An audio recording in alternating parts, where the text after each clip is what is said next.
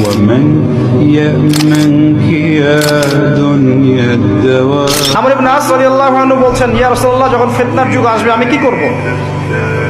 নবী সাল্লাল্লাহু আলাইহি ওয়াসাল্লাম বলছেন, তখন তুমি কম কথা বলবে। এক নাম্বার, তুমি বেশি মানুষের সাথে কথা বলবে না। দুই, তুমি বেশি মানুষের সাথে মেলামেশা করবে না। তিন, তুমি ঘরে থাকবে, বাইরে বের হবে না বেশি বেশি। আর চার, তুমি ঘরে বসে বসে তোমার গুনাহের জন্য কান্নাকাটি করতে থাকবে।